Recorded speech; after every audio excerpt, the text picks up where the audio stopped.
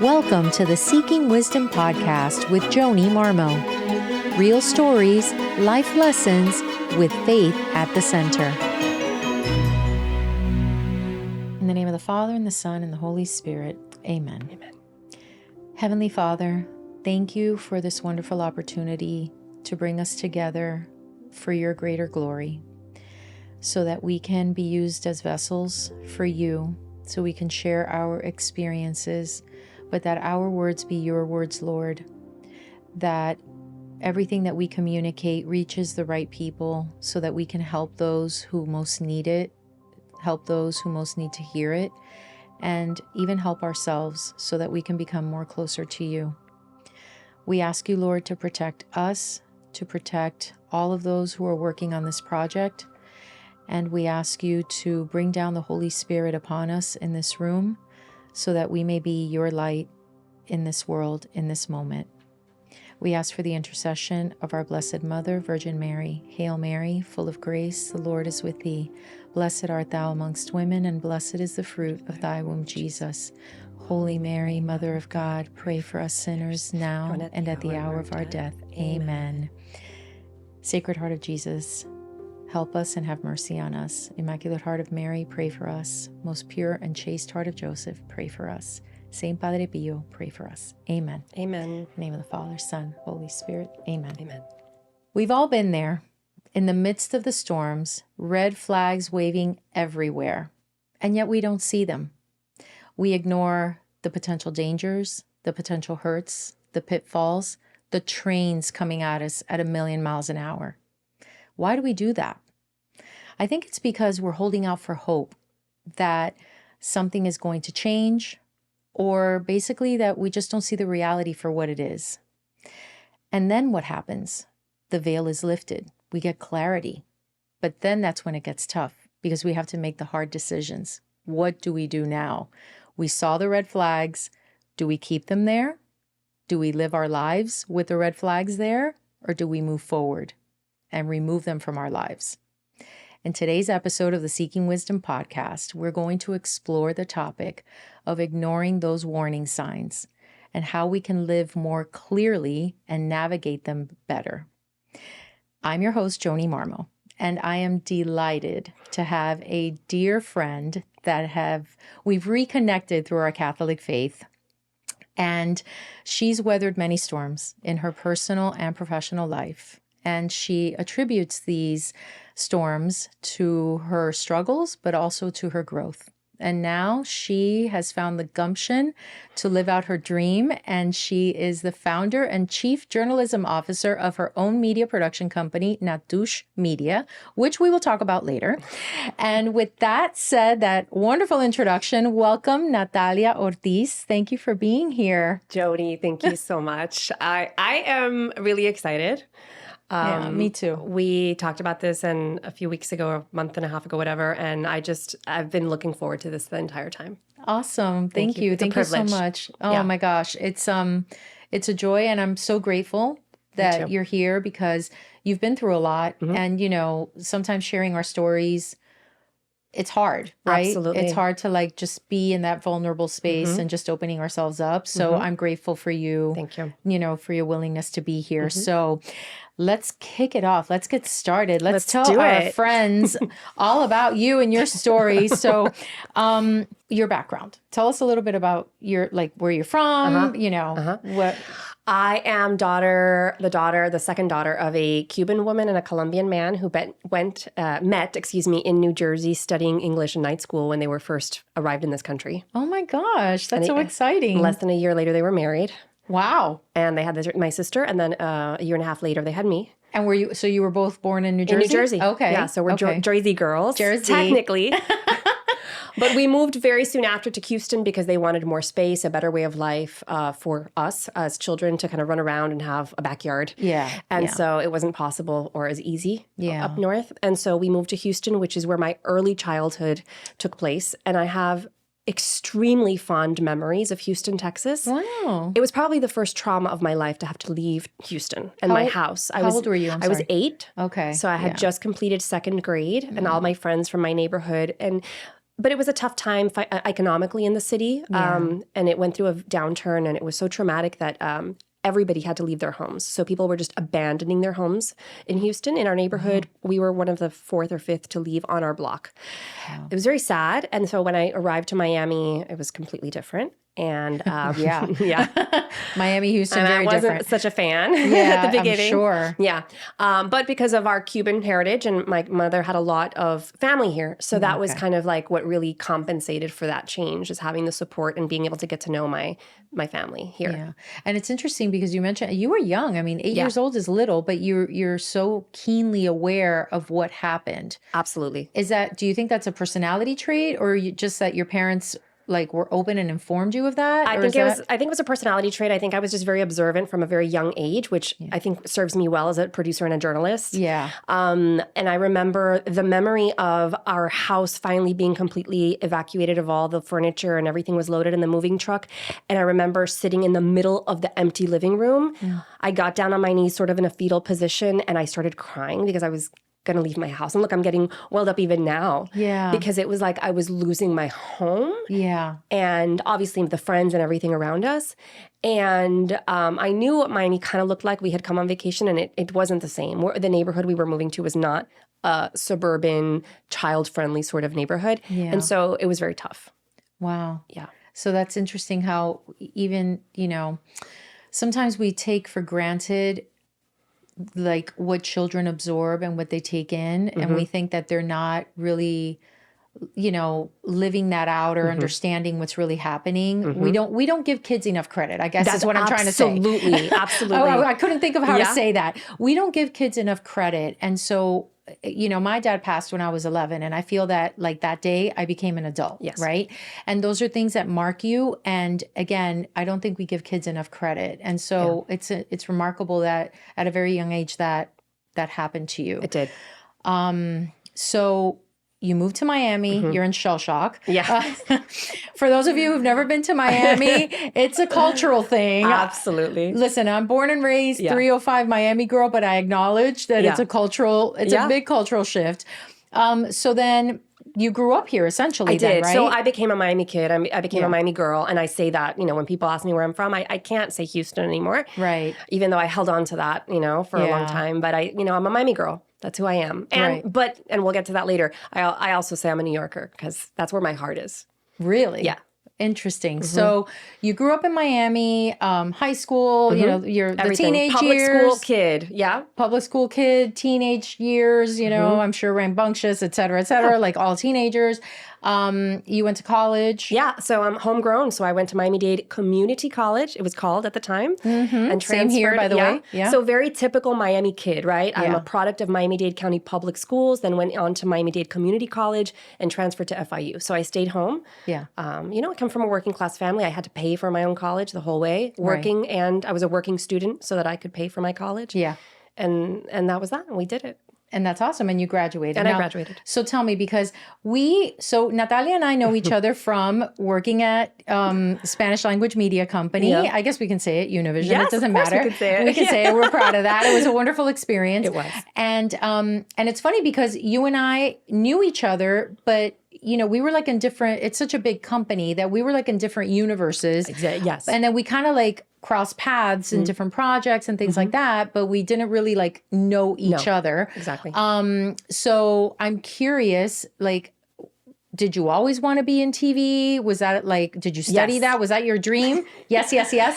So from a very early age, I remember in Houston putting, like little shows together. And I didn't realize at the time that was called being a producer, right? Because you're just putting a show together. Right. And I remember we had some puppets at home and I had like an old box and I made my father, the leader in me was like, I need for you to do this. And so he made it into like a little puppet stage. Like we wrapped it in like white paper. And then we made it like a little stage with like a little backstage kind of thing where we would hide our hands and then bring the puppets up. And then I took a book, one of my children's books, and I transcribed it and made it into a screenplay. Again, I didn't even know what that was called a screenplay. Yeah. But intuitively, I guess, I was 7. Wow. Somehow I knew that we needed to say something, what we were going to say. And so I just took a book and I just like adapted it. Gave my sister and I roles. Look at that. And here we were doing like a little puppet show. And wait a minute, I was a business person in me too. I said to my mom, so we need to invite people. I need an audience. Of course. So the neighbors need to come and they need to pay $1 each. You didn't. I and did. you charged and my mother was like, I'm not going to let you charge $1, but you can charge it 25 cents if you would like. So that's what we did. And the neighbors came over and watched my show. So everything that you are today started at a very young age. It did. That's hilarious. Yeah, I love that. Yeah. And did your sister participate? Did you direct her? Yeah, and everything? everybody went along with it, That's as they still do. hilarious. I mean, I'm always, inventando, as we say in Spanish, like just kind of like, creating. Right. And I'm very blessed to have a family and people around me who were just like, okay, what do you want to do? Sure. Okay, let's do it. Let's go along with it. Yeah, exactly. So then how did you, that's a great story. How did you end up, like from FIU, how did you end up working? Did you go straight to Univision? Is Yeah, that I where did your actually. career I was started? still at FIU. Okay. No, I was still at Miami-Dade actually when I got the internship. They used to have a summer job program. Okay. And so it's a funny story. I'll not make it too long, but there was somebody that I used to work with at the airline, which was my college job at the time. Okay. I worked at the airport checking in passengers for a very high-end Latin American airline. I can say LANchile. It's now called LATAM. Uh-huh. And there was a guy who had a crush on me, like a big crush. Okay. And so Here his sister. Wow, this is turning this. So it was like his sister was an executive at Univision, and who you'll know. Oh. And so he was like, if you want to get, do you want to get an internship? I was like, yeah, I actually need an internship. Yeah, exactly. And he was like, I can get you my sister. And he was like bragging. And I was like, okay. And I took him up. And so he literally called her from the gate at my MIA when we were like boarding a flight and said, hey, I have this, girl here who's, she's really cool. She's very nice. Can you get her an internship? And she was like, well, let me see what I can do. And so, I went in for the interview. And a few weeks later, I got the letter that I was accepted into the summer job program. He really liked you. He pulled some strings. He did. Yeah, he did. He was a wonderful Did you person. end up like... We did. We ended up having a 3-year relationship. Wow, Yeah, okay, yeah. there you go. Lovely person, lovely family. Still in touch with his sister and actually both his sisters, yeah. Oh, that's amazing. Yeah. Well, there you go. And then, so how long were you at Univision? I was there for about 7 years, I think. Okay. Yeah, so I grew up there, basically. It was my job that I transitioned from college to graduation. Yeah. And I actually learned about production at Univision because I wasn't studying TV production. My major was broadcast journalism. Okay. And so at that time, FIU's broadcast journalism program just focused more on the writing, but didn't have a TV studio or a TV newscast. Yeah. Maybe they had a studio, but I never saw it. As No, they weren't known at the time. They didn't have that. No. They weren't set up for that. Yeah. I just kind of learned on the go by the grace of God and because of the generosity of my colleagues around me who taught me, what it was to compose a shot and what rack focus was and, what you're trying to do when you're editing. And I didn't know any of that. Right. And that the beauty of at the time, it's been a long time, right? Since we, both of us I'm a little bit older than you, but even still, like, it was a different company. Can I drink a little water while we talk?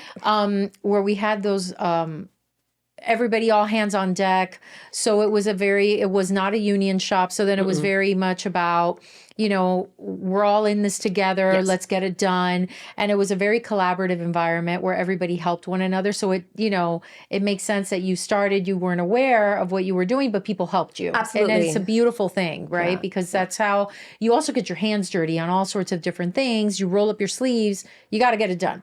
Yeah. Haul a cable, set up a light here, do this, do that, run, and it's wonderful. I tell students all the time when I was teaching and still when I mentor like young adults and things, it's actually good to start at the bottom, to do all the things at the ground level, because once you grow into a position, of leadership or power or whatever, you know exactly what it takes to get all these things done in the different steps. Yes. And so it's important to have that experience. And it's great that you had that. It's great because I had to do everything from the coordination and logistics part of a production, booking talent relations, managing the extras on set, but also scouting locations and being a field producer and going out with a photographer and asking him or directing him, but also learning that sometimes he knew more than I did. So I had to learn from him so that I could you know what I mean? Mm-hmm. So all of that, it was, like you said, it was a blessing in disguise. Yeah. Even though after that, sometimes we would complain that, this is, we're doing the work of 10 people here. And we were, but also there was a huge advantage to learning all of those roles. 100%, especially when you look back. And I also think it's humbling. Because like what you said just now, that I had that similar experience too. You're going out with a seasoned cameraman who knows what he's doing. And, sometimes they're, because they're so seasoned, they're almost annoyed that they're with like, this, this young lady who doesn't know anything. Yeah. But at the same time, there was like there was a kindness there that they mentored us. But it's humbling. Yeah. Because you're kind of figuring it out as you go. And I have to say, I just want to do a shout out right now to the department that I was in, which was run by Jose Perez, who, may he rest in peace, recently passed away. Yes. And that department, especially my section of the department where I worked, I don't know how he had the ability to choose the team members, but he did so in a way that was so brilliant because we all got along so well. Mm-hmm. And still to this day, those people are I can't even call them friends. They're my family, right? Yeah. They want the best for me. They root for me. They're still in my life and still help me on my projects. And they had no qualms about teaching me how to do things. Mm-hmm. There was no jealousy, envy, even office gossip didn't really exist. It was more like, what do you need? Let's roll up our sleeves. And also, let's call you out because you didn't do this so well and I need for you to do better next time. Yeah. Or allowing me to call them out. Mm-hmm. Sometimes I would even call my bosses and I'll say, I didn't appreciate this thing that you just did, but I felt the comfort level to be able to do that without being afraid that I was going to have a repercussion or a retaliation. Right. There was none of that. Yeah. So it was a beautiful, very safe, or I don't know how to call it, just very healthy. Well, healthy. It's a very healthy environment that I got. That's how I started my career. Yeah. And that's a gift because I think we all experienced that there because there was a certain dysfunction in that we were like a dysfunctional family, right?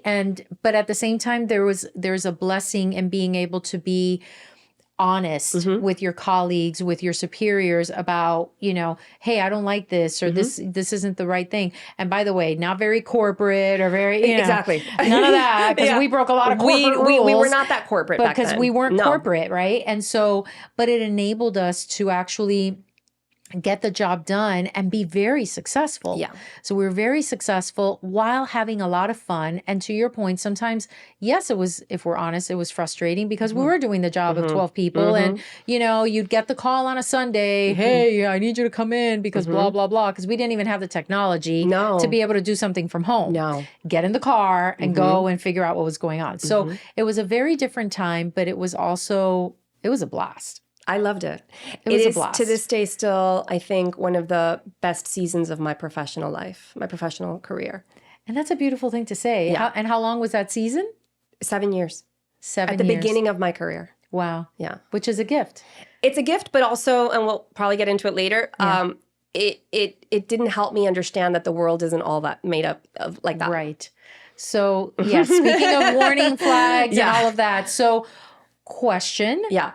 Why would you leave if things were so great? What a great question. Because you left. I did. And it was awesome. And we were, you're having a great time. Yeah, because I had the vision to see that that wasn't going to last forever. Okay. And there came a time where the company continued to grow but was not promoting us.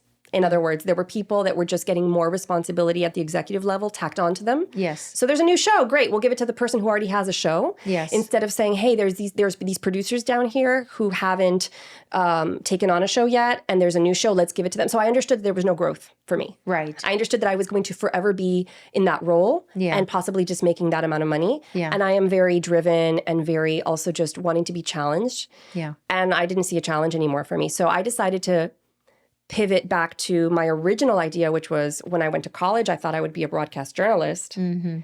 I fell into entertainment production, had a blast, loved it. And so I was like, I'll just ride this, take this ride for a while. Yeah. But once that ride, I realized wasn't going to take me anywhere really. I had learned what I needed to learn, I guess I should say. Yeah. It was time to move on. Right. So it was almost like a master's that you did there, like a doctorate, you know what I mean? Like it was an extension of your education. It was. It was. But you were getting paid and you were a professional. I was getting paid and I was having a blast. And honestly, it was very bittersweet having to leave because I knew that I was ending something that was going very well. Right. And all of my, managers, supervisors, at the time, one of the vice presidents of the company was my direct boss. Yeah. Well, not my direct boss, but he was there was just one person in between. And so I would have a relationship with him and going to his office. And I remember when I told him I was going to leave, he said, "But baby," in his very Cuban way. "What do you mean you're going to leave? Like, you love what you do. We can tell." Like, he could tell that I was enjoying my job and that I was good at it. Yeah. But I said, well, that's exactly why, because I need more. Yeah. And you guys can't give me more, and I need more. That was a bold move at a very young age. Yeah, I was 26 at the time. Yeah, that's a young age to make that bold move. So what did you do? So I went literally down. Did you have something? Yeah. In other words, did you have something in the back pocket or you just left? Always. Okay, Always. all right, yeah, okay. There's always stuff moving in the back. So I had literally gone downstairs in the same building to the news department, and I handed a reel to the news director at the time, Helga Silva, who I love and is one of the reasons I became a news reporter. Yeah. And it was a reel that I just made up because I hadn't had any news experience. You can't make up news. Right. So I just went out with a camera person and my best friend, Andrea Lopez, who is always by my side. And we shot a few stand-ups. Like I made up a few things to say, took them from stories that had happened during that time. And I was fully transparent with her. I said, look, this didn't actually air anywhere. Some of these things may not even have happened. I just wanted you to see my on-camera delivery, my writing skills, and what I can do for you. And she loved that. That's awesome. Yeah. And did she hire you? She did. That's great. And so that's where I went. So you ended up going to the local station, to the Univision station here in Miami. Okay. And that's how I started out as a news reporter. Wonderful. And how was that experience? Very difficult. Yeah? Yeah. So tell us about that. So I underestimated the fact that my Spanish at the time was not television level, broadcast news level. Okay. So even though I was fully bilingual, bicultural, at the time, I didn't know how to say things like mortgage in Spanish or the sheriff's office in Spanish. Right. I could communicate very well at home with my parents and my grandparents, but there were certain technical terms that I wasn't really I didn't have. Right. So it took a lot in my brain to do the translation when you're doing live news. Yes. And you deal with a lot of legal terminology sometimes. Yes. That was hard. And so it didn't go well for me. And I actually was let go. And Helga, the same person who hired me, said, "You're a great journalist. I want you to," she was very, very gracious and said, "I want you to take all the stories you've done for us. And I want you to sit with our editor in our edit bay, use our resources and make yourself a reel in English. Okay. And I want you to go do English." It was all like, I'm like a mentor, like I love what you're doing, but now you need to go do this instead. Yeah. And that's what I did. Yeah. And again, talk about humility, right? Because those are humbling experiences that you have. And in your case, very public humbling experience. Very public. Right? Because it's not like, oops, I made a boo-boo. Oh, no. Everybody saw like a live shot that I did that did not go well. Yeah. And that's when it was like, no. Oh my gosh. Yeah, that's rough. And how long did you do that for? I was their weekend reporter for about 7 months. Okay. And then there was a lull. Yeah. And that lull was very difficult because then I tried to find an English language station in the area that would hire me. Yeah. And nobody knew who I was. And I didn't really have a lot of experience. And then so I just freelance produced, which is what I knew how to do. Yeah. To make ends meet and to survive and to kind of keep my skill set, you just work it, And then I got myself an agent. Oh, okay, good. And so this agent saw my reel, and Bert Shapiro, who's in California, we have never seen each other in person. Oh my gosh. Yeah. But isn't it funny how those things happen? Yeah. But he believed in me. Yeah. And he was like, "Kid, I think you got a lot of talent." And I was like, That's awesome. You think so? And I'm like crying. I just let go. And I don't know what And he was like, "We're going to do this." And so it took time. It took like a year and a half for me to get the next gig. Wow. But let me ask you, in that time frame and knowing that, so you get, let's take 2 steps back. Yeah. You're having a blast. Yes. At this job, you're learning, this is great. This is so much fun. But you know what? You realize, okay, I'm going to go to do what I always wanted to do, which is on-camera reporting. You go, you're bold. You take your best friend. Hi, Andrea. I know her as well. Love her. And so you get this job within the same environment, because by the way, it was in the same building. Yeah. So physically, you didn't even really leave, your company. Right. You were just going to the local side of the business, right? And so I'm thinking in your, and I'm putting words in your mouth, and correct me if I'm wrong, you're like, wow, I'm getting it done within, again, a safe space. Yeah. But then boom, you hit this wall and, and you're still very young. Yeah. The stint doesn't last very long. And then now, like you said, you're in this lull for a year and a half. You meet this man who says, oh, you have talent. Yeah, people tell you have talent, but like, how did you feel? Like, how processing all of this?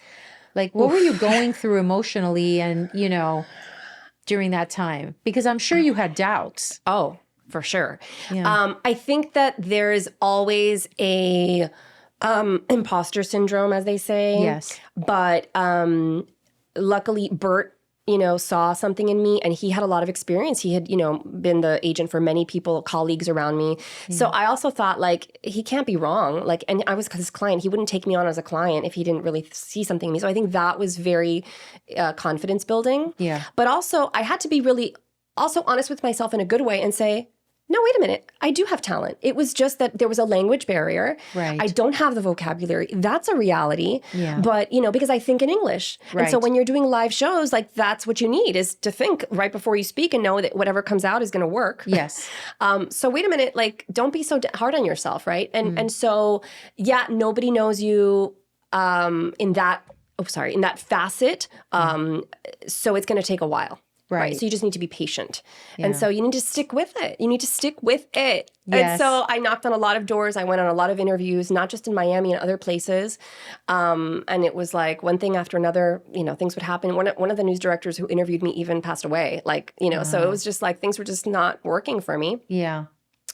Until I said, something's got to give. So I decided to leave Miami. Wow. And so why New York? I had always wanted to go to New York. Yeah. Even as a teenager, I made the decision that a chapter in my life would be in New York City. Okay. And so I thought it would be college. That did not happen. I couldn't afford it. I just think because culturally we're not so used to leaving our homes for college like maybe the American culture does, even though I'm American, but we are Hispanic, from a Hispanic household. Yeah. Did your family support you?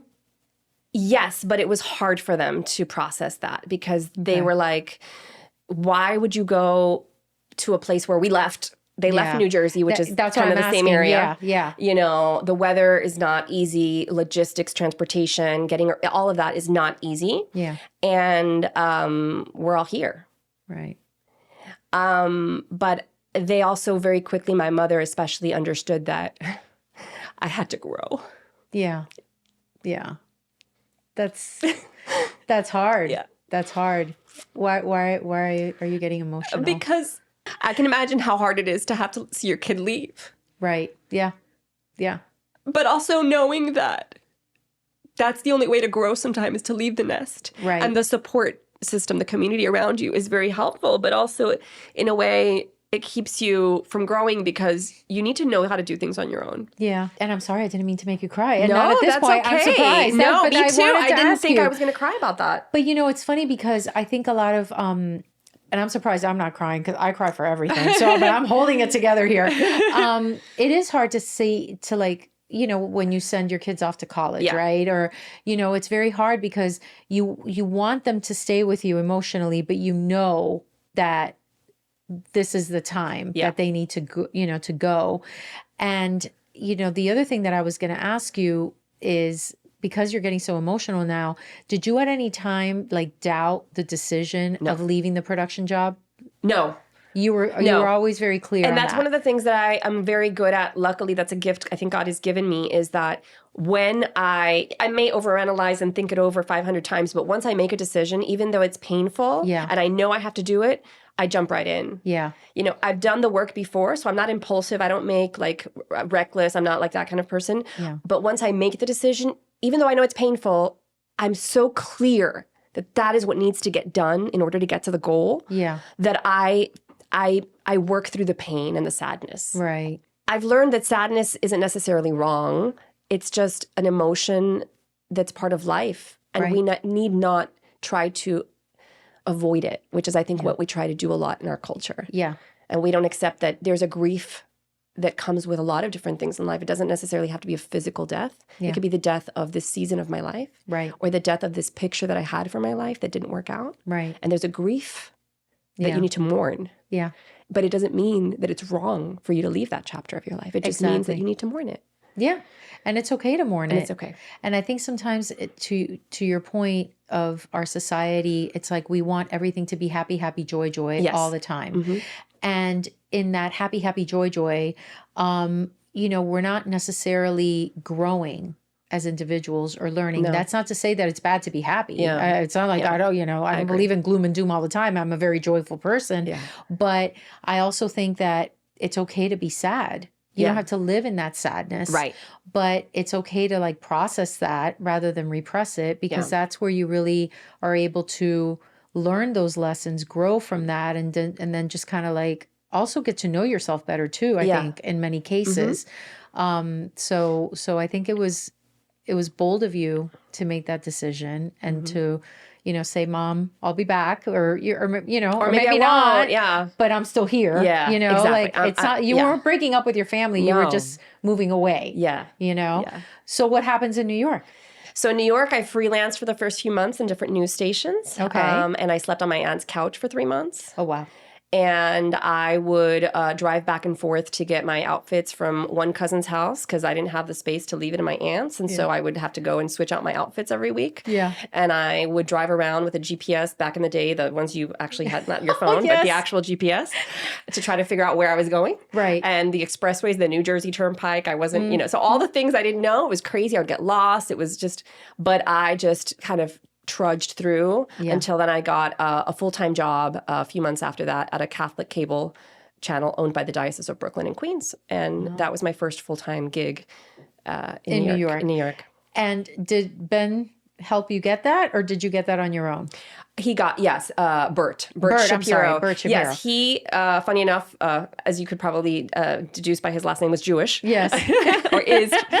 And he called me one day and said they're interviewing for this Christian channel, and I was like, what? I don't know. And I wasn't really practicing Catholic anyway at the time. Yeah. So, but you were a cradle. Were you? I was a cradle Catholic? Yeah. So I would go to mass every once in a while, but not. Yeah. I didn't see it as an obligation. Yeah. And I also didn't understand a whole lot of things about our church and our church teaching. Yeah. So when he said there's this Christian channel, and I was like, what? I don't. And I thought it was just maybe another denomination. Yeah. So I didn't think it would resonate with me anyway. Yeah. But I just thought, you know what? Whatever. Like, let me just go. I have this rule that I go to every interview I'm asked to go to, whether or not I'm interested. Yes. Because it's just an exercise in practicing your interview skills. And also, sometimes there's opportunities you don't realize. Right. Exactly. So I went, and I fell in love with it. Really? Yeah. Right off the bat. Okay. So then, boom, you're in. I was in. Wow. So then what happens? Here we go. So it was an arm. It was the communications arm of the diocese. So they had this boutique Catholic cable channel based in Brooklyn. Okay. And they were rebranding, and they wanted to attract like a younger audience. And so at the time I was 29. And I said to them very transparently in the interview, I don't think I'm the person you want, because I don't really know a lot about our faith. I am Catholic, and I consider myself Catholic, but I wouldn't even know what to ask. Right. Or no, I didn't say I didn't know. Actually, it was the opposite. I said I would have so many questions because I don't know anything. Right. And then they said, well, that's exactly what we want, because that's who our audience is. We're trying to get, like, those people who don't necessarily know a lot about the faith, and so you'll know what to ask. So you were the perfect person because you were the audience. I was the audience. You were the audience, but then you were going to be doing the work, so you were going to be able to connect with that audience that they were trying to attract. Exactly. Right. And so then what happened? So it's funny because ironically, all those questions I had it became my job to ask questions that I had wanted to ask anyway, just as a person, just as a Catholic. Yes. And so when I started asking the questions and getting the answers, I started falling in love with my faith. I was like, what? Oh, this is why we believe this? Oh, this is amazing. Oh, what? Oh, this is... And so then all of a sudden, it wasn't all of a sudden, it was a 3-year, more or less, kind of journey. I learned so much about why we believe what we believe. And I was surrounded by these people who were practicing Catholics who could answer my questions. Yes. That, my faith took a huge spike. I mean, I became committed, and I decided to become a practicing Catholic at that point. That's incredible. Yeah. And it's funny because you mentioned about the interview process, and like, you just never know what the opportunities are. Yeah. And I think in this case, it was like, it wasn't just an opportunity for work. It was for your soul, for your spirit, right?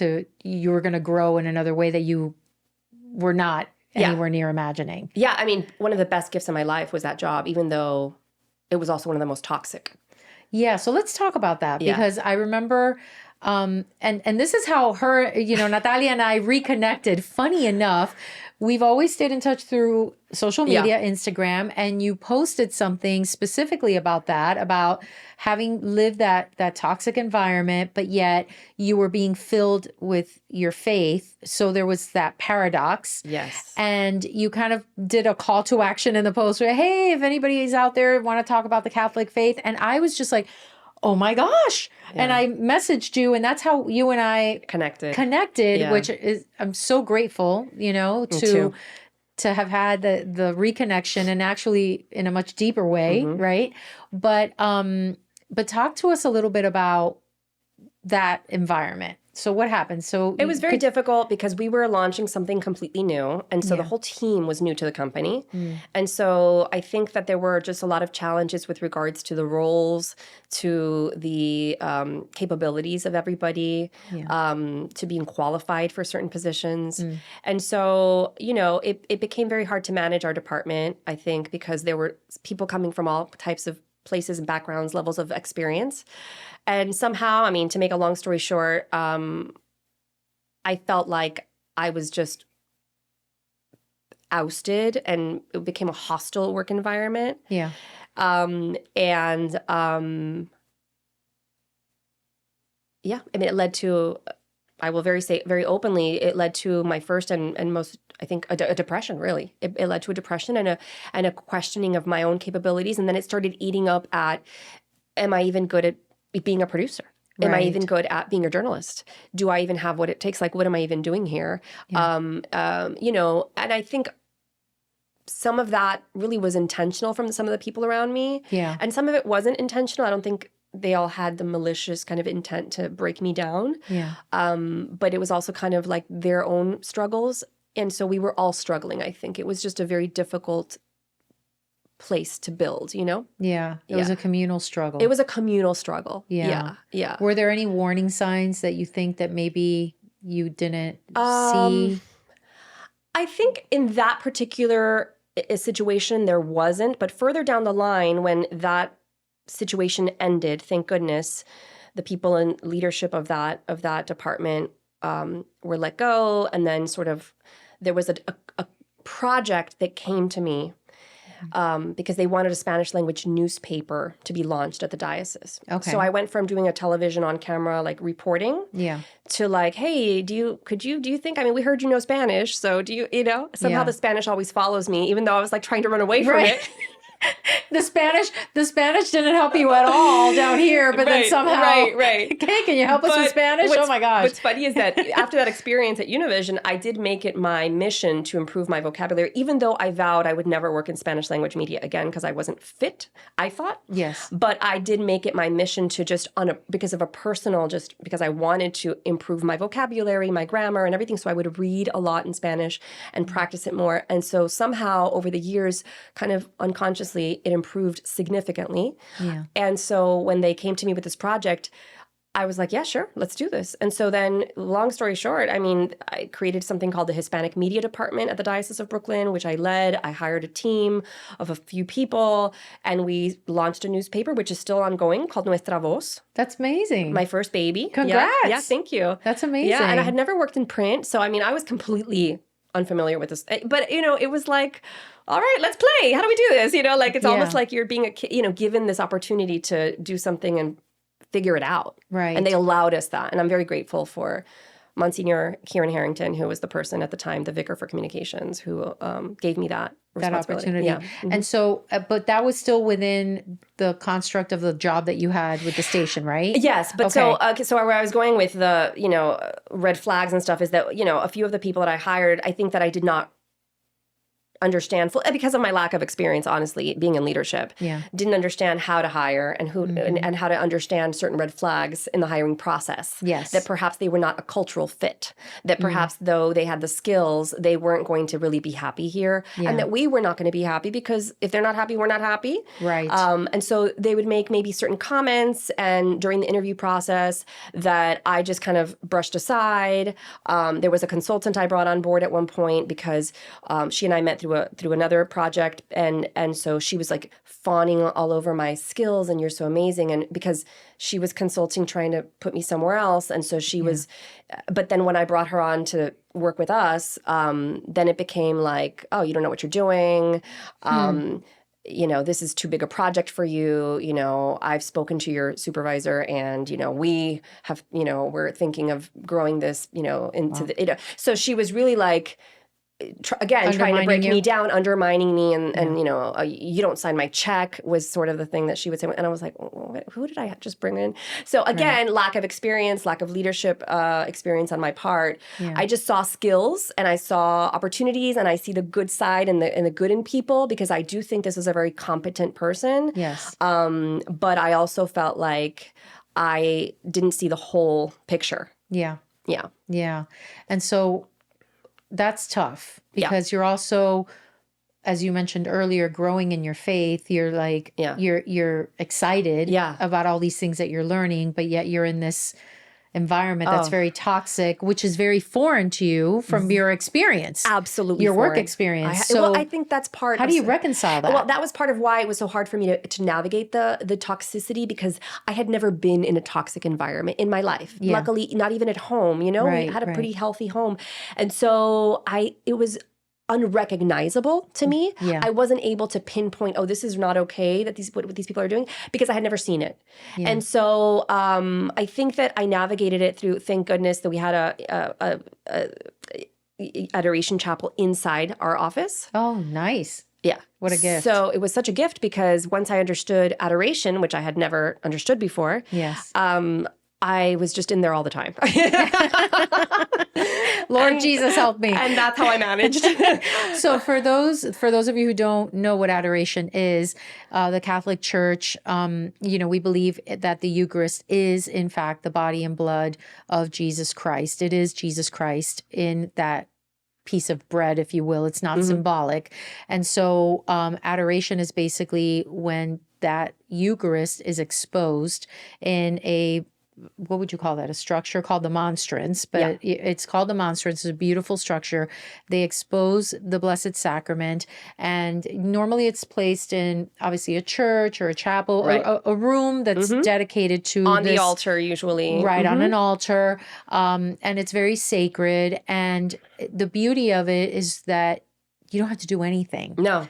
You just go into that room and you just sit before the Blessed Sacrament, and you just whatever. You speak to Jesus. Not speak to Jesus, listen to Jesus. Yeah. Just cry, you know, and just, I felt very comforted. Yes. Very comforted. And you feel, I find that just yesterday I took a friend to adoration who had never been.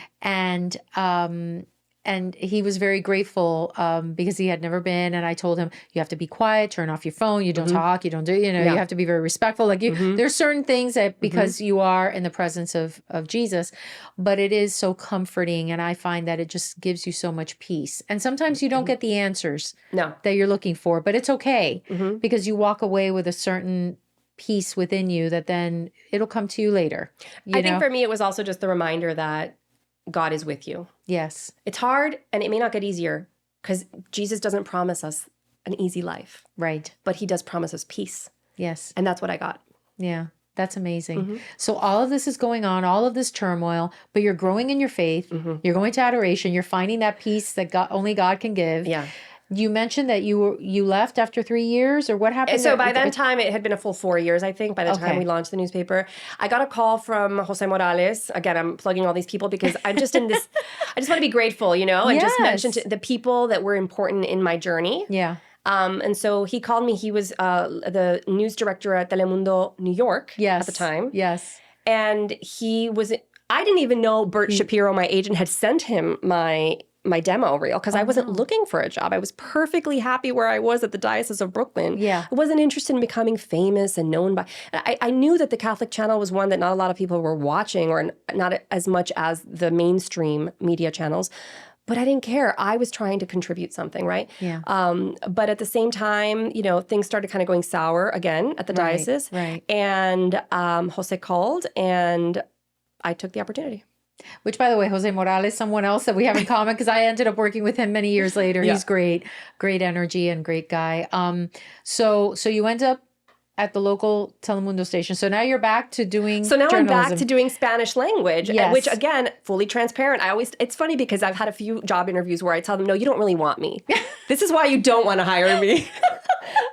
And they end up hiring me anyway. And by the way, that's a really good strategy because that worked for me once too. I understand if you don't want to hire me. I get it. I'm not really the right role. And next thing I know, I'm getting the job. I don't know. Maybe that's a psychological thing. I don't know. I don't know. But, at the time, the first time I interviewed with him, I was doing really well and I didn't want to leave. And then the second time, the diocese, like I said, kind of stuff started going sour.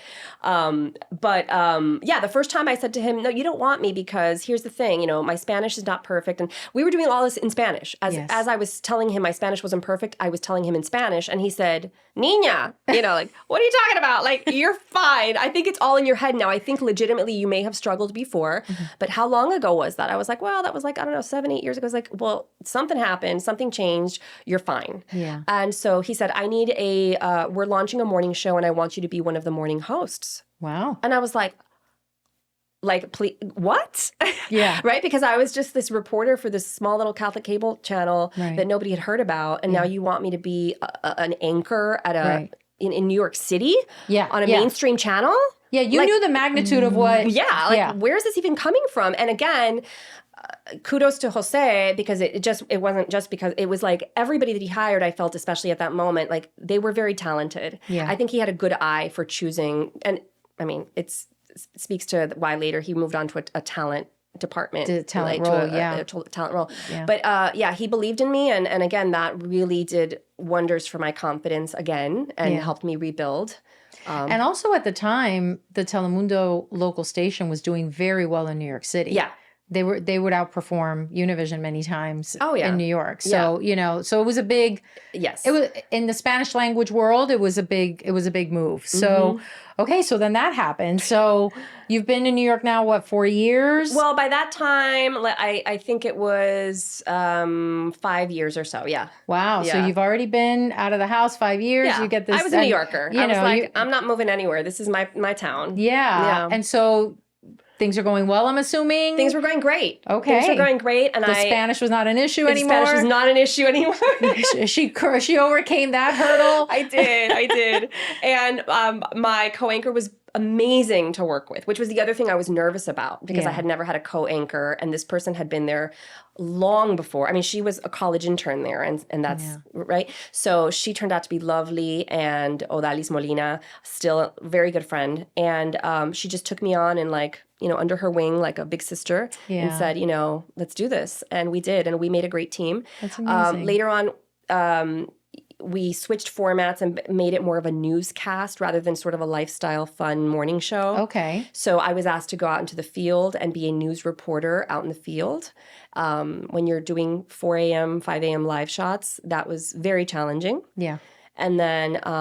but did you enjoy it? I did, because of the challenge of it. And again, I was in New York City. Yeah. I was like, I'm doing a live shot in the Bronx, whatever it is. Some places were dangerous, some places were not. But, snowstorm coverage. I mean, I really cut my teeth as a field reporter in that station. And I owe that to Jose. Yeah. No, and I'm sure you learned. I mean, oh, yeah. That's like boot camp. It was boot camp. Yeah. Because it's great. We complain in Miami, we have to get up to do the early morning show, but that's cake. Yeah. After doing snowstorm coverage at 3 a.m., the early morning show in New York is a whole nother ballgame. Right. So you were able to do that. Mm-hmm. And so then What's happening in your personal life? Because yeah. So something happens in your personal life, which is pivotal to your life story, really. Yeah, it is. Yeah. It is. So I meet somebody, a man who would come on the show to do a segment, and he ends up giving me his business card and wanting to stay in touch. And so we do. Mm-hmm. And then we start becoming involved in a romantic relationship. And I mean, it turned it was kind of a bizarre story. Mm-hmm. At first, again, red flags I didn't see were that he was just so overly enthusiastic and like put me on this pedestal of you're so amazing, you're so perfect, everything about you, I love it. I've never met a woman like you. You're the kind of woman I've always wanted to marry. And like this was like first, second, third date kind of conversation. Yeah. And at the moment, I was so flattered by it. Yeah. I didn't realize that was the classic love bomb, what now I've understood. Yeah. And it was just a person who I don't have confirmation of this really, but I am pretty damn sure, I don't know if you could say that, but I just did, suffered from a mental illness. Okay. And went on to become extremely, again, toxic, and tried to break down my beliefs, then he started being very much in admiration of my Catholic faith at the beginning. Yeah. And then 3 months in was mocking me for my Catholic faith, was mocking me for my lifestyle that was tied to my Catholic faith, and became verbally and emotionally abusive. Mm-hmm. And so it was an 11-month ride that was very, very up and down, which was very unlike my pattern of relationships before, which had been very healthy and very steady. Yeah. And so again, because I did not recognize the toxicity, because I hadn't experienced it, I didn't see the red flags, and I didn't understand that the reason why he was so overly enthusiastic and why he was fawning over me during those first few dates was because he was kind of trying to get an in to then be able to turn around and try to manipulate and try to, his own, I guess, issues, of probably inferiority, started, coming out. Wow. And do you think that maybe because you mentioned briefly, and we didn't really dive deep in that, but you mentioned that with all the things that were happening with your job in New York, you went into depression, you got really sad. Then you had that imposter syndrome that had happened before, everything that happened here in Miami that led you to go to New York. So do you think that somewhere deep inside, without going too psychological because I'm not a psychologist, but do you think that maybe the fact that he like elevated you so much that kind of was the hook for you? Do you know what I'm saying? Because you had, how can I say this? You had already gone through this journey of questioning yourself so many times. Am I good enough? Can I do this? Can I do that? And even within the Catholic channel, that you were growing in your faith, but there was this environment that wasn't healthy. So it's almost like, there was all these paradoxes and contradictions that were happening in your life. Do you think that maybe him lifting you up, that maybe is why you fell for it, if you will? I think the way I see it, Joni, is that I was still not fully healed from all having been broken down at that Catholic cable channel. Yeah. And I didn't realize the damage that had been done, the level, even though, full disclosure, I had been in therapy at that point for a year and a half. Yeah. I also had a career coach who helped me. And I mean, I pulled out all the stops. Yeah. Right? Yeah. I had a spiritual director, Sister Diana Sabeta, God bless her. And so I had this like team of people, but still I didn't realize that the reconstruction phase would be much longer than what it was. Yeah. So I think that I underestimated the level of damage. And so, when he came in my life, you're right. I think he capitalized on those insecurities that were still there. They were still alive. Right. And so he took advantage of that. And, again, I think to an extent there was a mental illness involved in his situation. Yeah. And there were, things that I now realize that, it wasn't just a manipulation situation. It was a situation where I didn't even catch things like lies, and small lies, large lies, things that completely misrepresented who he was, what he did for a living. I mean, I got to the point I didn't even know is this his real name? I mean, it was to that degree. Right. Is this Jason Bourne? Yeah, How many exactly. passports do you have? Well, no, seriously. Yeah, wow, exactly. That's It was scary, yeah. right? But I didn't get to that point until much, much later in the story. Yeah. The story goes is that I end up becoming pregnant with his child, and he decides to exit the picture at some point. And because he was so unstable, he would exit and enter and exit and enter. Wow. And at that point, when he decides to exit and I'm pregnant, I was like, in my head, I was like, okay, this is the last time he's coming back. Yeah. And it was the holiday season, and he decided to just bolt. Okay. And I would normally have come home for the holidays, but didn't because I was in a relationship and didn't want to spend the holidays without him. Yeah. And then I realized, oh, okay, well, now he's left me and I'm spending the holidays alone anyway. Right. And I'm pregnant. And I was in a very vulnerable spot. Yeah. And not to minimize the cold weather, I mean, not to try to exaggerate, but the cold weather is also very difficult when you're pregnant and you're working 3 a.m. shift, and there was a lot going on. Yeah. Yeah. Yeah.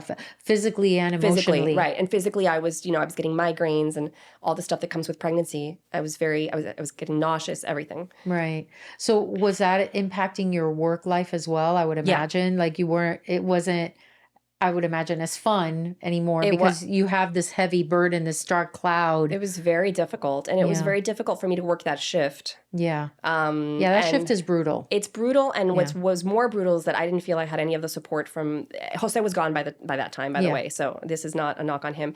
But the people who were there at the moment, I felt like didn't really care that I, was struggling because I asked to be switched over to a regular dayside shift temporarily until I gave birth.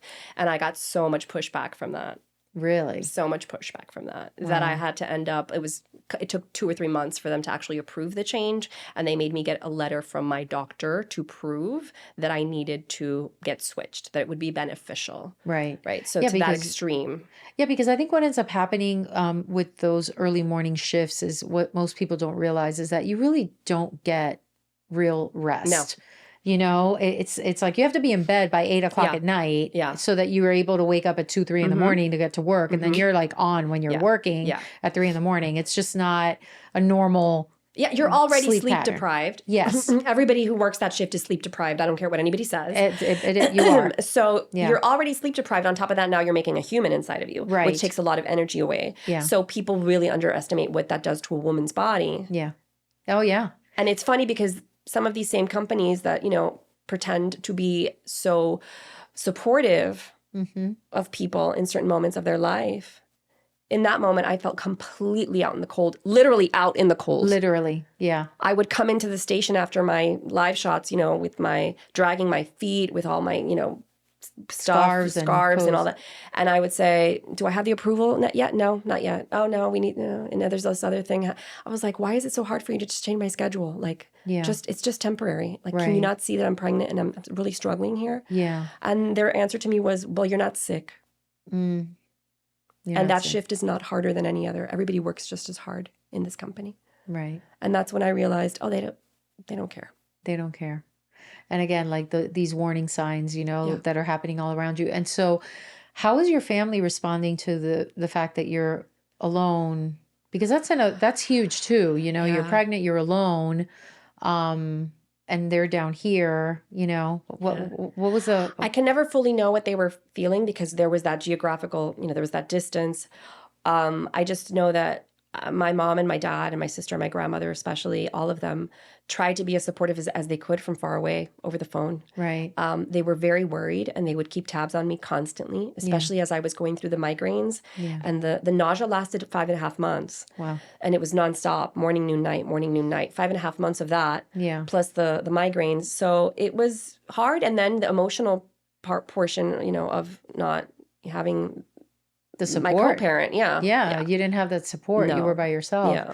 So what happens next? Did you have your baby in New York or you did? Yeah, okay. So I was very much opposed to moving back to Miami. Okay. And so I was like, I will adjust my life here in New York City to make it more child-friendly because I was living the life of a single Catholic girl in New York City, going to, happy hours and cocktails and all these little fun spots and just jumping on the train at a moment's notice and doing whatever. Yeah. And now I had to get a car, move to a place where I could park. and be close to the station, which was at the time in Fort Lee, New Jersey. Okay. And just make my life easier. Yeah. Because that was now my priority, is like, how can I make this work for my child and for myself so that it's safe, it's easy, because I'm going to be alone. Right. So yeah, I made the adjustment, I moved, and all of this while I'm pregnant. It was a disaster. Yeah. But I was very blessed to have my colleagues at Telemundo New York who helped me tremendously. Yeah. And a few friends from outside, my neighbor, my cleaning lady she was my neighbor. She became one of my best friends, because I had nobody, and she became my mom basically there. And an aunt who I have on the Fort Lee side, or on the New Jersey side, was my New Jersey mom. Yeah. And they all came together and helped me, and we're there. Wow. Yeah. And he never came back? He did. Okay. He did. When the baby was born, because he said, well, call me when the baby's born. Mm-hmm. And so at the time, again, at that moment, I still didn't realize that there was a mental illness, and I didn't realize that all the lies, that came after. Okay. I was still just thinking, this is just a guy who was a creep and who just kind of exited the picture, but he wants to meet the baby. Okay. So I allowed him to come back into our lives, not romantically, but simply as a co-parent. Right. And so he did, and he co-parented lightly, as much as he could, because we didn't live together. Yeah. And then we had a conversation once where I could see him trying to brainwash me that I was not okay. Oh. Like really trying to say, to make it seem like I was not competent enough even to be a mom. Okay. And I kept my composure. I kicked him out of my house, but kept my composure. I said, I need for you to leave now. Because that first there was a series of things, but that one was the first where I was like, that was the red flag. Yes. Where I was like, but this red flag I'm paying attention to. Right. Right. And I said, I need to get away, because this man is trying to make it seem like I'm not okay. Yeah. When in fact I know that I am. Yeah. However, if I stay in this situation, eventually I actually may really not be okay. Because he'll drive me to insanity. Yeah. Kind of making me doubt myself and gaslight. There was a lot of gaslighting. Yeah. And I know that word gaslight is used a lot very loosely nowadays. Yes. And I don't like that, because since I truly experienced a gaslighter who is actually a compulsive liar about, again, even things that he did for a living, or, where he was going, or, all of that. Yeah. And so that kind of gaslighting I realized was so dangerous, I had to leave. Wow. So that's when you decided to leave New York City? Yeah. Wow. Just for your safety? Yeah. And your mental health? Yeah. And that, of course, your child? Yeah. How old was the baby? She was 2 months old. So this was? She was a newborn. Newborn. Yeah. Yeah. Okay. Yeah. So then what? You come home? Come home. I don't fully grasp the level of his mental illness yet. I just feel like it's dangerous, but I trying to always trust that maybe it's just, he's not a good person. Yeah. But he's still my daughter's father. I allow him to come and visit a few times.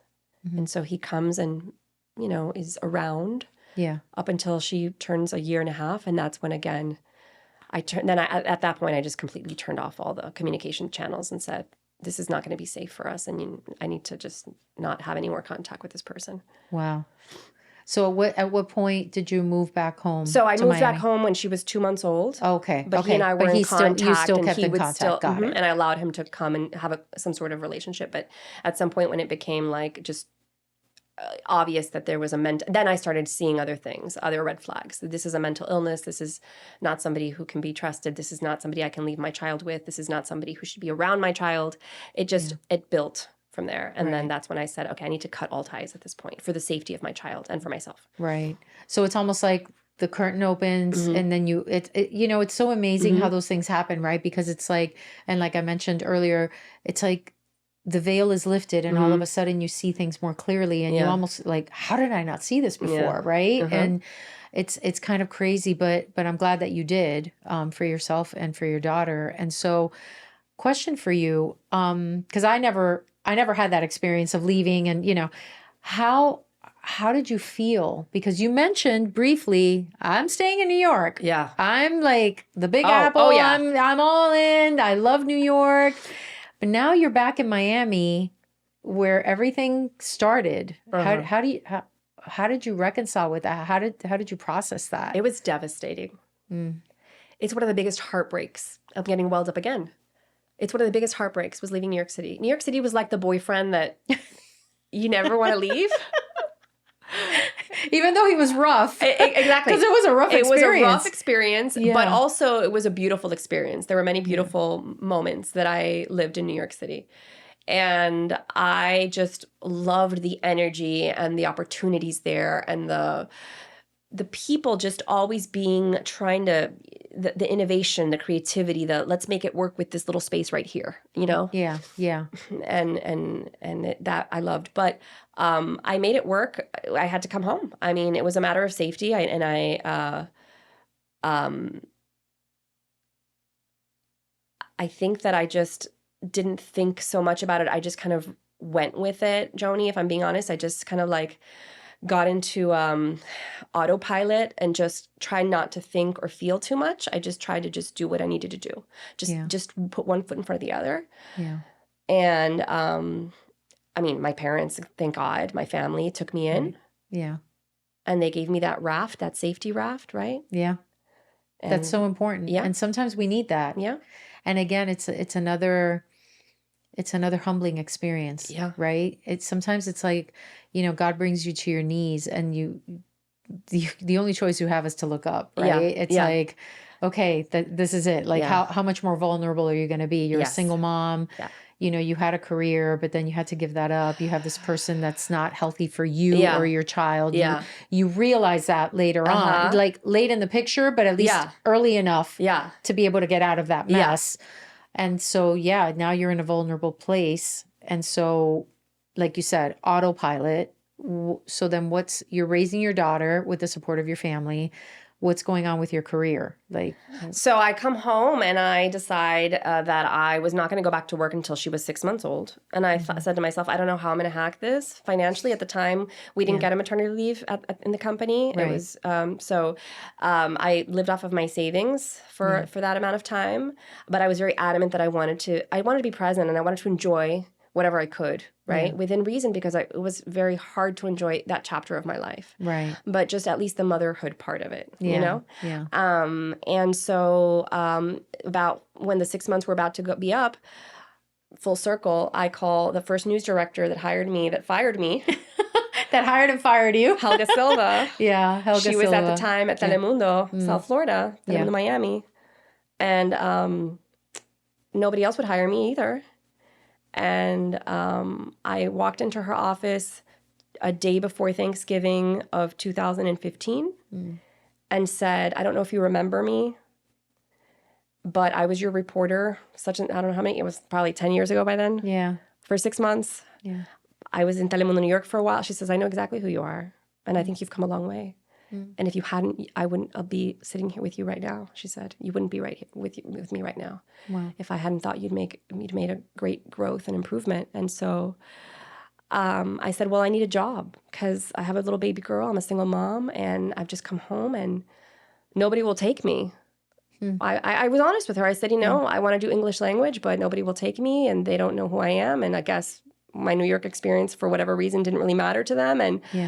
And she said, well, I don't have any full-time positions, but if you can do freelance, you have a home here. Great. And so I did. That's wonderful. Was Telemundo already acquired by NBC? Yeah. Okay, so they were part of the NBC family. Yeah. Okay, so you did the freelance work for a while. You're with your family. Your daughter's growing. So things are, I'm assuming, looking up, right? Yeah, they start looking up. Yeah, so you're like, oh, okay, you can breathe, right? Take a breath, and be happy. Yeah. And so then you end up at NBC. Yeah, so, I do. I ended up, exactly. Yeah, so I just have to say footnote, I remember, because I worked in television and I was the type of person, wake up and just like, where's the remote control and turn the TV on, right? That was just part of my life. And I I remember smiling when I saw you on NBC at the local station doing reporting. I'm like, oh my gosh, look who it is. It's Nathalia. You know, like I was so happy to see you because again, you know, like we hadn't kept in touch. And the last thing I remembered was you doing entertainment production. Right. So I wasn't even aware that, you know, you had that desire, right? So, because even when you did that brief stint in Miami, I guess it was so short that I didn't even, it was a blip on the radar, let's say. Correct. So I was very happy to see you, and you were great. Thank you. You did a great job. And then you also started anchoring. Yes. Right? So you would anchor. Yeah, I would fill in for anchors on the weekends, especially mornings and nights, whenever somebody took vacation, was out sick. Yeah, you did a great job. I loved it. I was so proud of you. I was so happy for you. But then the world changed in 2020, the pandemic. And, you know, what happened at that point for you? COVID came, and then I'm asthmatic.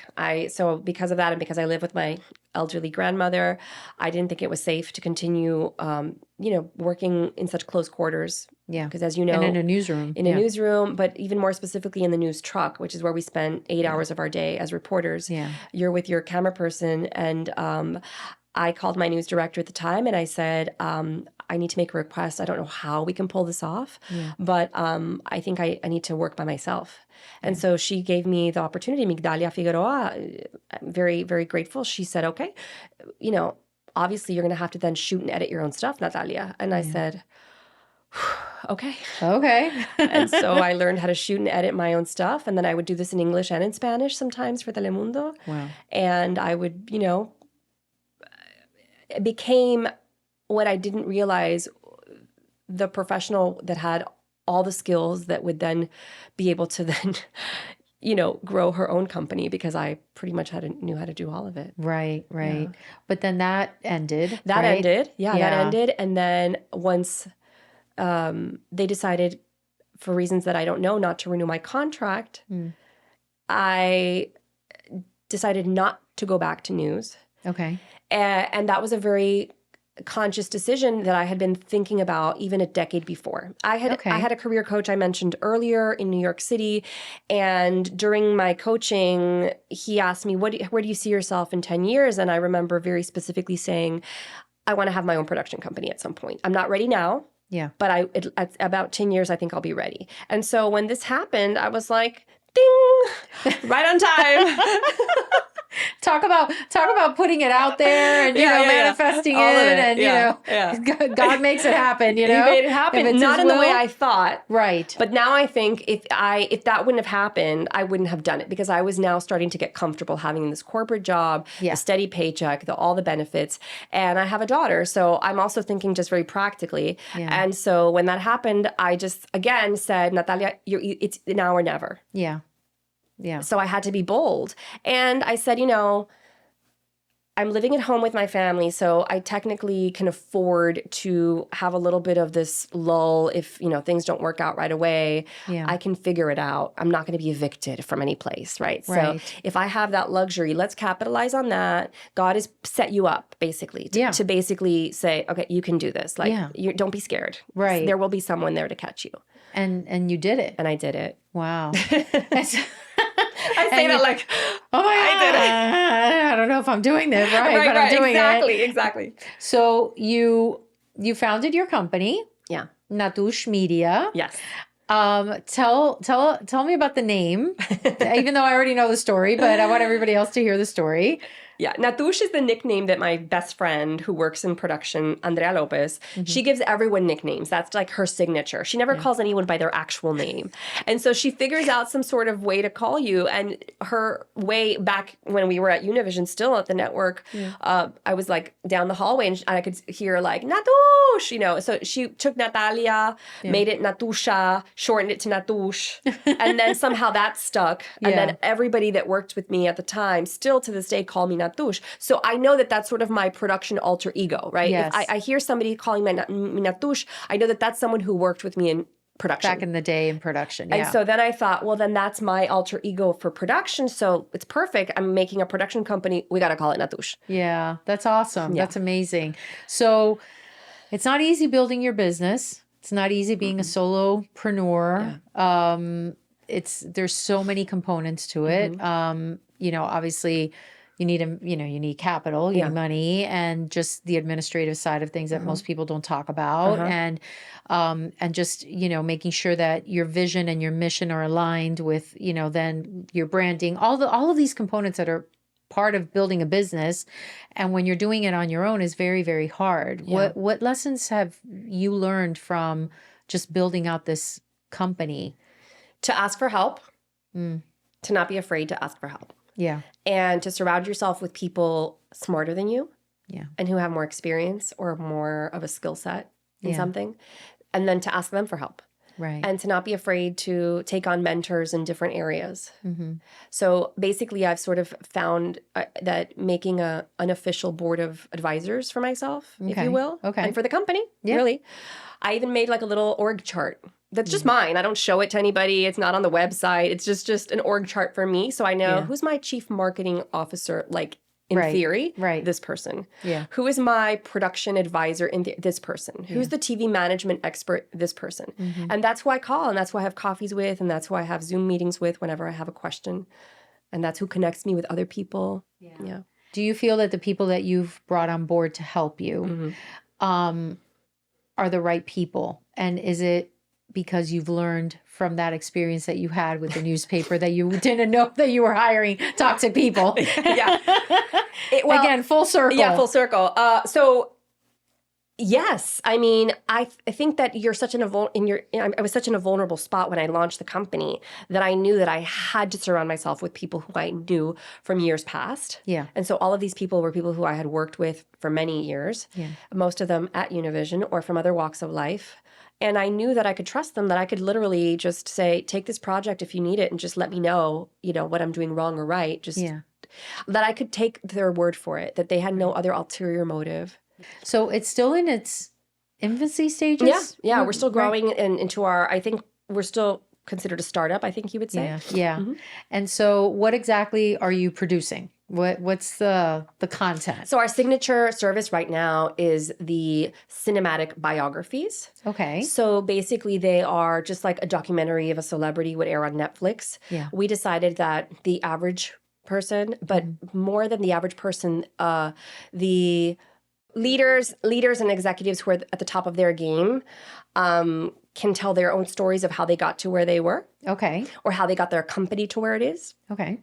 By way of a documentary that they could use for their website, they could use for social media, they could use for their own internal purposes, for their team, for team building, for culture building, that they could leave a legacy behind when they're no longer there. So basically we decided this is also a great marketing tool. So there's just so many purposes for it, and that I could use my journalistic skills and my storytelling skills and my producing skills to create a very high level, high quality cinematic product. That's incredible. Yeah. That's actually very niche.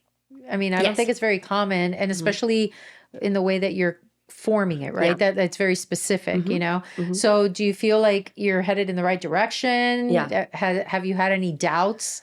Oh, yeah, there's always doubts. Right. There are days that I wake up and I think we're on this, and there are days that I think, oh gosh, I don't know if this is the right move. We've had to iterate several times with how we view this product or service, how we market it, what the messaging is. And so, that's just the nature of being a solopreneur. But it's also been the most gratifying experience of my career and the most fun to be able to build something from scratch. Right. So you don't miss news anymore? No. No, because sometimes it's like a drug, you know what I mean? Our business is very, it really is like a drug, and you kind of like live off of it. But you close that chapter. Absolutely. I mean, I admire my colleagues very much. I respect them for what they do. I also think that part of it is that my lifestyle as a mom, and especially as a single mom, could no longer sustain that sort of lifestyle that it requires. Because the next level up, again, I'm always looking to grow. And I thought, where do I go from local news reporter, or where do I go from local anchor? Well, correspondent. But to do that, then you have to live on a plane and be outside of your house or outside of your city for days or weeks at a time. And I didn't feel like that was going to be healthy for me and for my daughter. And so I decided I need to do something different. Yeah. So what would you say is your superpower? throughout this whole journey that you've been on? My superpower, I think, is my... I didn't think I'd get stuck on this. I don't really think of myself as having a superpower, but I do think what I'm very good at is relating to others and bringing out the best in people, because I think that my Pollyanna sort of very positive attitude attracts people. Yeah. And it makes people want to help me, and to understand that, oh, she's serious. And she's also very joyful about it. Yeah. But, it's funny because, and that's why I like to ask that question, because I think most of us, we always look to these like Marvel superheroes and like, oh, if I were Wonder Woman, I would love this or that, or whatever. I'd love to be able to fly like Superman, whatever. But we always like diminish our own powers, and we all have it. But when we were asked the question, it's like, I don't know what my superpower is, it kind of throws people off. Yeah. But so I'm glad you acknowledge that it's like, wait, give me a minute. Okay. No, I have one. Okay. Yeah. So this is a Seeking Wisdom podcast. So it's not just about telling stories, but it's also about lessons learned. I think you've thrown some nuggets here and there, but overall, throughout this entire journey that you've been on, and by the way, I applaud you because you've really like picked yourself up again and again and dusted off and kept on going. Yeah. But what would you say has been your biggest lesson that you could share with others? To really believe people when they say something the first time, when they show you who they are.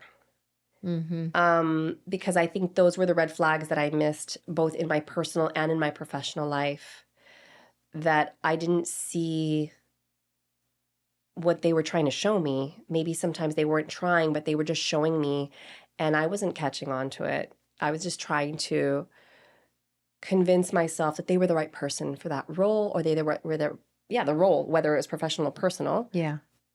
I was just wanting to make it work. Right. And so I wanted to make it work so bad that I was just trying to push a square peg into a round hole, not realizing that they were not a fit and you need to move on. Yeah. And so it's really hard for me to give up on people. Yeah.